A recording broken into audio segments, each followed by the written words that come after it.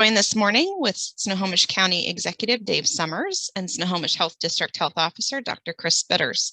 Each of our speakers will share an update, and after they've both shared their remarks, we will take questions using the chat feature. Please make sure to submit your questions to everyone so that all of our speakers can see. Thank you again for joining us, and with that, I will hand it over to Executive Summers.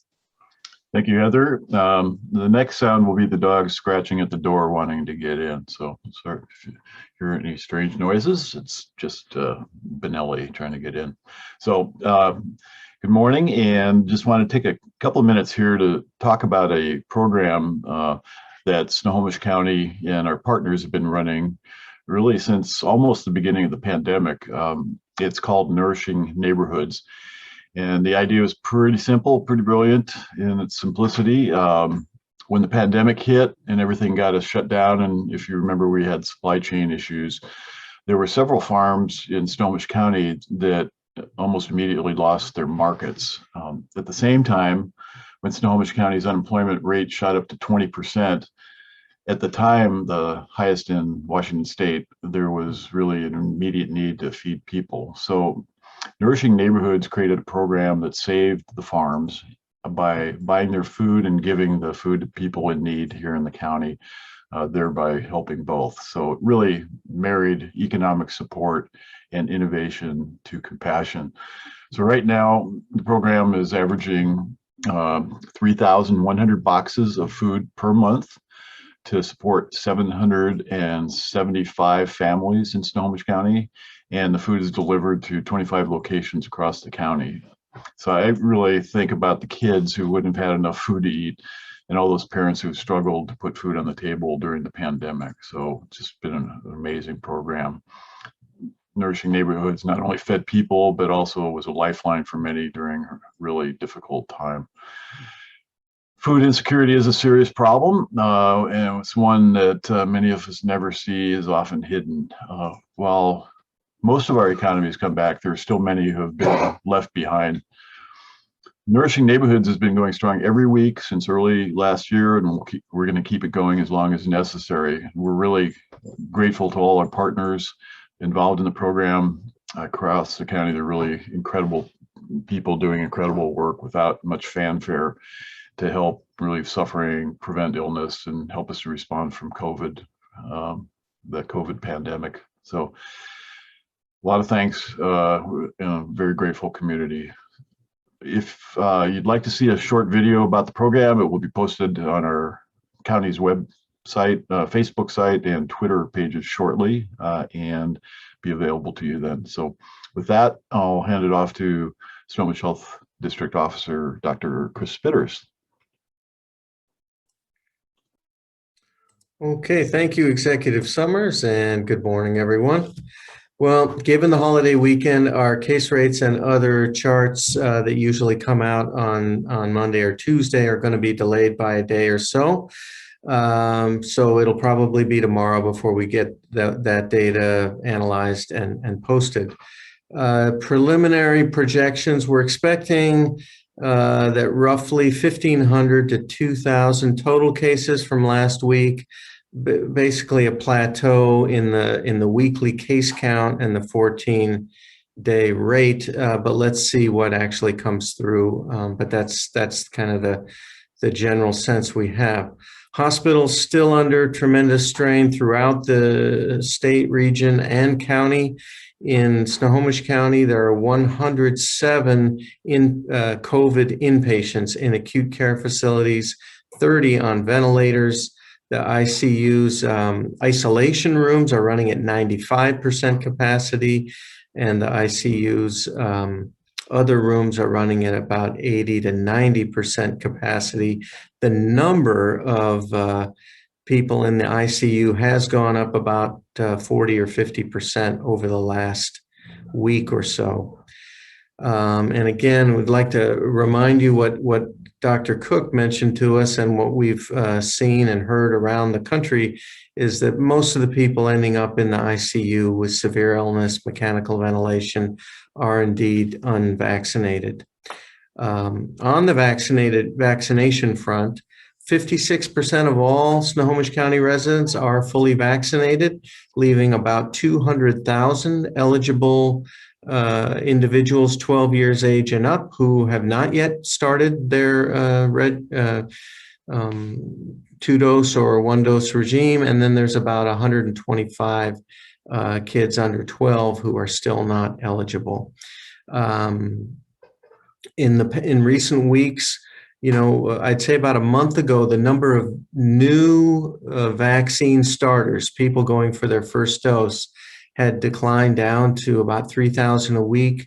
In the several weeks since then, it's gradually come up to about 6,000 a week starting vaccination, but that's still a small percentage of the total eligible and a small proportion of the total supply and system capacity that's available. So while, I'm sympathetic with healthy skepticism and understand some people's hesitancy about pursuing vaccination, I think we're far enough into the vaccine effort to really feel assured. I'm, wanting to assure everyone these are safe, effective vaccines. While not perfect in preventing infection, they remain highly effective at that and even more effective in preventing severe disease. And so I encourage all of you who have not done so already to join the other roughly 500,000 Snohomish County residents who have completed their vaccination. If you're on the fence, talk with a friend, family member, neighbor, talk with your healthcare provider, same people you turn to when you have other health questions. A couple of reminders for you. We've still got very high level of transmission. Hospitals are under extreme stress and, really having to look at triaging their care capacity. So we're really in a tough spot here. And I want to just remind everyone about the masking requirement indoors in public spaces. We also recommend that you wear masks when you're outdoors and can't either are in a large crowd or can't successfully stay a sustained distance from other people in the outdoor space that you're in. Also encourage people to dial back on gatherings that involve people that aren't in your household. And when you are indoors with people who aren't in your household, even if it's in a private setting and not covered by the requirement from the state and the county, we really encourage you to put a mask on, especially when you're indoors with unvaccinated individuals. Last reminder is about testing. As I shared last week, and then we followed up with a press release on Friday, we have closed the Linwood Food Bank testing site. The Everett location is open today, and the new Ashway Park and Ride site will open tomorrow. The Everett site, and again, that's near the Aqua Sox and Memorial Stadiums, will be open Monday to Friday, 9 a.m. to 4 p.m. And the Ashway Park and Ride will be Wednesday through Sunday, 9 a.m. to 4 p.m. We have another location opening up on the north end later this month, so stay tuned for that. And with that, I'll turn it back to Executive Summers. Thank you, Doctor. First question is, the New York Times reports today that though Delta is more contagious, the chance of a vaccinated person catching COVID is between 1 in 5,000 or 10,000, and use data from King County as part of the story, citing there's been a lot of miscommunication about what the risks really are to vaccinated people. Your reaction, and I have a couple thoughts too when you're done. Doctor? Well, we're still looking at the August data and analyzing that. But if you'll recall, when we shared a couple of weeks ago the data from July, that the incidence rate in vaccinated people for the month of July, when Delta was pretty much the only game in town, is about 80% lower than it is in unvaccinated people. So, for instance, I'm just making up these numbers, but let's say the rate in the unvaccinated was 100 per number of people over a period of time, then the rate in the vaccinated would have been 20. So that is remarkably lower. It's not that the gap between the vaccinated and the unvaccinated rates is not as great as it was before Delta, but there are other factors too that are at play there that we really haven't been able to tease out. Whether is it this all due to Delta, or is it also time since vaccination? You know, as most of us who have been vaccinated are now getting 5, 6, 7, 8 months out from vaccination. Notwithstanding all that, those numbers should tell us, you know, that, wow, hey, 80% reduction, that's still very good. And so, and then the reduction in severe illness like ICU stay in the hospital is even further reduced. So again, safe and very effective in the preventing severe disease, and still quite effective in preventing infection, but not, you know, as stellar as it was earlier in the course. Back to you, Executive Summers.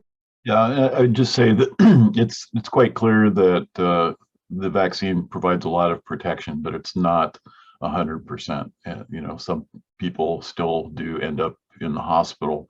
The numbers are way lower, but you know, we see that in the data. So it's a difficult message to nuance for the public. Some people might think that if you're vaccinated, you're 100% protected. Well, maybe yes, maybe not. And certainly you're much better off vaccinated than not. And so I have not seen the story. The New York Times will take a look at it, but clearly the best course is to get vaccinated, reduce your risk, and we'll just have to also keep going, looking at how long the vaccine remains effective and any new variants that come up. So next question, is the county going to mandate outdoor masking as King County has now done?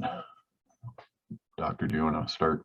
Yeah, we saw, you know, likewise, like you, we noted those orders last week, and there's certainly some merit in it. It's been shown, we've seen in Washington State, large outdoor venues, as well as other places around the country, have reported cases or even large numbers of cases coming off of large gatherings that nevertheless occurred outdoors. And so it does speak to the benefits, one, of masking up, as I said, when you're in a crowd outdoors, and the issuing a similar directive or order is under consideration in Snohomish County, and stay tuned. Later in the week, we may have more to say on that.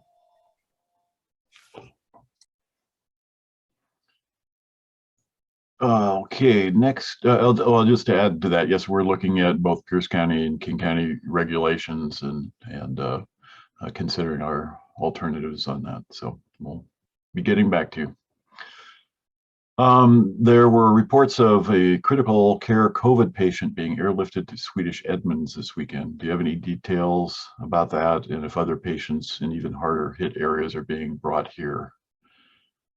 Doctor? I don't know about this specific instance, and you know, that doesn't really, this is all about, to a great degree, preserving acute care capacity, you know, everything we're going through. And, but we're not involved in a case-by-case situation there like we are with other aspects of the control effort. Needless to say, the current hospital situation statewide, you know, has led to this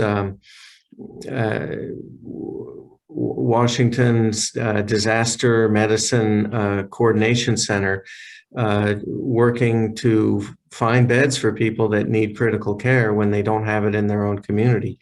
It sounds like that individual had to come from another community here. It's possible that the reverse could occur, and that's why we're all urging everyone to mask up, keep your distance, get vaccinated, and back away from the gatherings. Is Snohomish going to follow what King County just announced? King County is working on vaccine verification requirements for some non-essential indoor business activities and other venues. Would go into effect in October. I'm not familiar with what they've announced on that, but vaccine verification. Well, I know that that has been under consideration, and it's a reasonable thing to consider. I think, likewise, we'll be looking at whether that adds to what we can try to achieve here in terms of mitigating the impacts of the pandemic on society and the healthcare system in particular. But I have nothing specific to report for you on that at this time. Northern Idaho hospitals are going to crisis standards of care. How close are we to that in Snohomish County, and how worried are you will reach that level? Yeah. Well, my sense from the health district's perspective is that we are close to that hospitals have been operating on what's called contingency plans. So there's normal when things are, everything's running fine and you're not really having to make any adjustments due to high occupancy. Then there's contingency, which is where the hospitals have been operating for many, many weeks now to accommodate these huge patient loads. But things really are getting stretched, especially with the increase in the number needing ICU care, staffing shortages. And so, if things keep going up, I think it's inevitable. My hope is that we get it under control and spare them and the community from that. But it's certainly a concern, and we all ought to be worried about that being a consequence of continued transmission.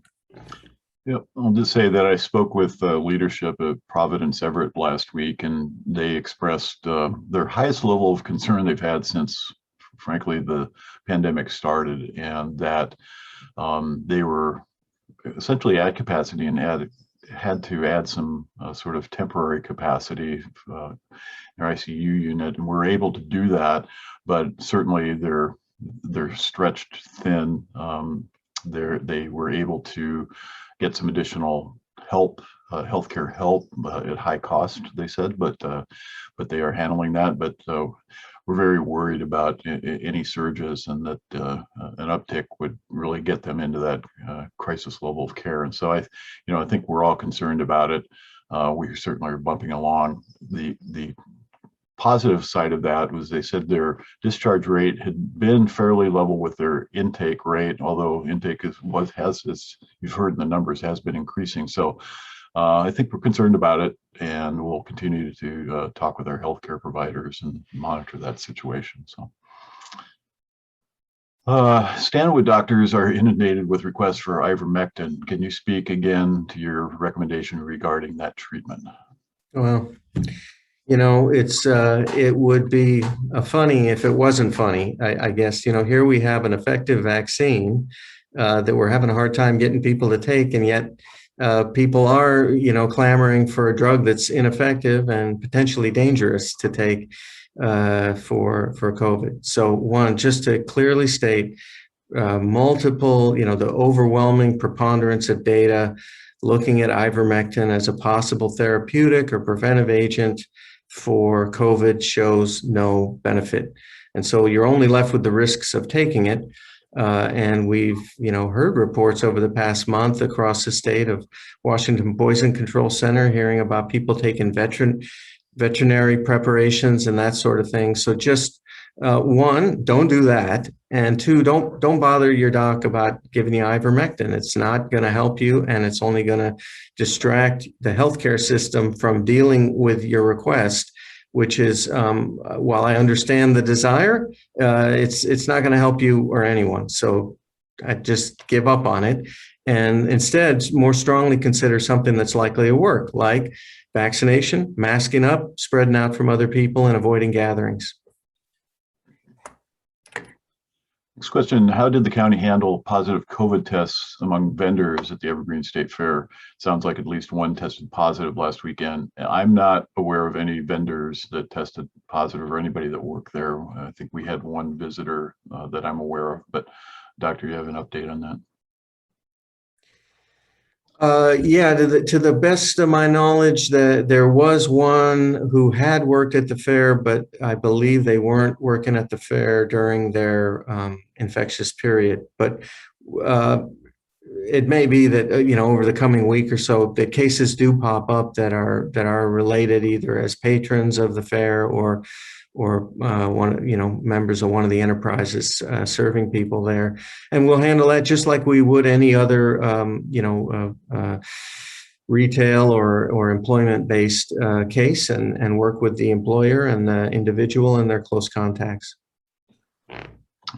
I visited the fair yesterday and was very comfortable being there. The spacing was great, and the attendance was just, I'd say, just about right. With huge crowds, but still people enjoying themselves. So I think we did a pretty good job. And my sort of gut estimation of mask compliance was pretty good inside the animal barns and that sort of place, the inside spaces. So it's about like what you see in the grocery stores. So it's pretty good.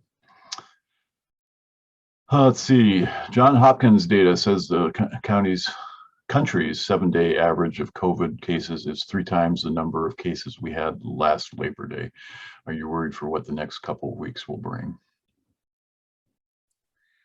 Well, of course, this whenever we have a major event, holiday, what have you, that foments people getting together, then we kind of brace ourselves for what's downstream. And especially now with the hospital so full, we just have no room for more cases. So yes, I'm very concerned and waiting with bated breath to see what happens, but hoping for the best. But that's hope is great, but action is in our hands, everybody. So again, remember everything we keep repeating: vaccination, masks, spread out, avoid gatherings. We're expecting to hear a vaccine or negative test mandate from all sports teams in the state. And I think you're referring to the people attending those games. Are there other large events you'd encourage to do the same? Well, as I said, for first, there's a lot of merit, and I strongly recommend everyone in attending gatherings. Think twice about whether you should be attending gatherings at a time like this. Frankly, I think they're best deferred, and whether those are, get-togethers or going to a big event. It's a rough time to be doing that. If you do go indoors or outdoors, I suggest wearing a mask. And, as we said earlier in our Q&A here, that we're exploring additional options to strengthen COVID prevention in the county with these recent events in mind. Yeah, as we mentioned earlier, we are looking at outdoor events and large events and criteria, and they differ from place to place, which we're taking a look at it, what is a reasonable standard for that. And I personally really support businesses, private businesses, to implement either testing or vaccination requirements. It's their right to do so. I would rather have restrictions on, for example, self-imposed restrictions on indoor dining and that bars, that kind of place, the kind of venue. Rather go that direction than the shutdowns we had early on in the pandemic. I think it's a reasonable thing to ask people and totally within the rights of businesses. But again, the county and the health district are looking at what our options are there, and we'll be coming back to that issue. Any update, Doctor, on COVID deaths in Snohomish County? Well, yes, I can tell you that, as I always preface, the death counts are a little bit, they go back a little further in time. So we have complete death counts through the end of August. And the 4 weeks ending August 28, we had 31 deaths compared to just 13 deaths in the prior 4 weeks. So this number of deaths is much, higher than off our baseline. It's clearly related to this surge of disease. And fortunately, it's dramatically lower than the peaks in deaths we saw during the third and the first wave. Again, speaking to the fact that although there are some breakthrough cases and the vaccine is imperfect, but still very good at preventing infection, it's still quite good at reducing the risk of severe illness with ICU need for intensive care and death, as these numbers demonstrate. See any other questions? I'll just remind you, you can really contact Rose at our Parks Department about any questions you have regarding the fair, Evergreen State Fair. Oh, a couple more. Oh, here comes some more. Have we seen any Mu or Lambda variants here? Nothing to speak of. No, nothing coming up on the state's sequencing reports. And I haven't heard about any specific episodes either. And next question, why this time go with self-imposed restrictions rather than mandates? We are looking obviously at countywide. Again, different counties are imposing different standards. It's getting rather confusing. I personally think having some uniformity across counties and regions is important. And these restrictions in other places have been popping up. So we're taking this carefully and slowly, but again, really encourage and heartened to see businesses taking this seriously also. So certainly large events, these sports teams, I think that's a good move on their part. But again, we'll follow up and do something that makes sense and tries to reduce the confusion and variance between different places. Doctor, anything to add to that? No, I agree. And I like you, I do support the notion of enterprises and businesses electing to require that their patrons be vaccinated for some services. Yeah. Okay, that looks like the last of the questions this morning, so we'll go ahead and wrap up. As a reminder, please look for a recording from today's media availability and stay tuned for future media availabilities. Thanks and have a great day.